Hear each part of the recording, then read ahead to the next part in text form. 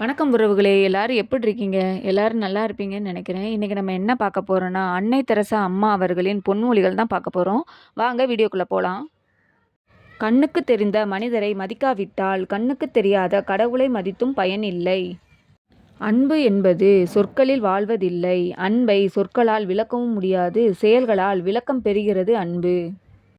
எந்த ஒரு மெழுகுவர்த்தியும் இன்னொரு மெழுகுவர்த்தியை ஏற்றுவதால் அணைந்து விடாது. எனவே பிறருக்கு உதவுவதை நிறுத்தி விடாதீர்கள். ஏனெனில் அது ஒன்றுதான் உங்கள் வாழ்க்கையை அர்த்தமுடையதாக்கும். கருணை உள்ளவர்களுக்கு பகையும் உறவாகும். உண்மை இல்லாதவருக்கு உறவும் பகையாகும். கொடுப்பது சிறிது என்று தயங்காதே. பெறுபவருக்கு அது பெரிது. எடுப்பது சிறிது என்று திருடாதே. இழந்தவருக்கு அது பெரிது.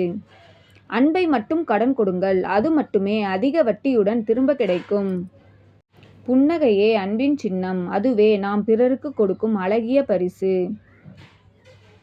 பசித்தவனுக்கு 10 ரூபாய் நீ கொடுத்தால் போதும். எந்த ஆண்டவரும் உனக்கு 1000 ரூபாய் கொடுப்பார். வெறுப்பது யாராக இருந்தாலும் நேசிப்பது நீங்களாக இருங்கள். மனிதர்களை அவர்களது துயர காலங்களில் நேசியுங்கள். அந்த நேசம் எல்லாவற்றையும் விட உயர்ந்தது.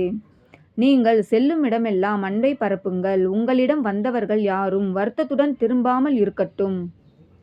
தண்டனை கொடுப்பதற்கு தாமதம் செய். ஆனால் மன்னிப்பு கொடுப்பதற்கு யோசனை கூட செய்யாதே. உங்களால் 100 பேருக்கு உணவளிக்க முடியவில்லை என்றால் வெறும் ஒருவருக்காவது உணவளியுங்கள். எங்கெல்லாம் அன்பு நிறைந்திருக்கிறதோ அங்கெல்லாம் அற்புதமும் நிறைந்திருக்கும். வாழ்க்கை என்பது நீ சாகும் வரை அல்ல, மற்றவர் மனதில் நீ வாழும் வரை. சிறிய விஷயத்திலும் உண்மையாக இருங்கள். ஏனெனில் அதில்தான் உங்கள் வலிமை இருக்கிறது. அழகு என்பது முகத்தை பார்த்து தீர்மானிப்பது அல்ல, உண்மையான மனதை பார்த்து தீர்மானிப்பதே உண்மையான அழகு. இதை புரிந்து கொள்ளாதவன் மனிதனே இல்லை. கண்ணுக்கு தெரிந்த மனிதரை மதிக்காவிட்டால் கண்ணுக்கு தெரியாத கடவுளை மதித்தும் பயன் இல்லை.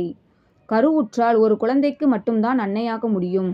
ஆனால் கருணையுற்றால் 1000 குழந்தைகளுக்கு கூட அன்னையாக முடியும். யாரென்றே அறியாத ஒருவர் அழும்போது காரணமே இல்லாமல் நம் கண்களும் கசியுமாயின் அதுதான் மனிதநேயம்.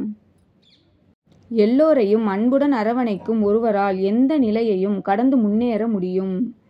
அன்பு செலுத்துங்கள். காலம் மிக குறைவாக இருக்கிறது. அழகானவர்கள் எல்லாம் அன்பானவர்களா என தெரியாது. ஆனால் அன்பானவர்கள் அனைவருமே அழகானவர்களே.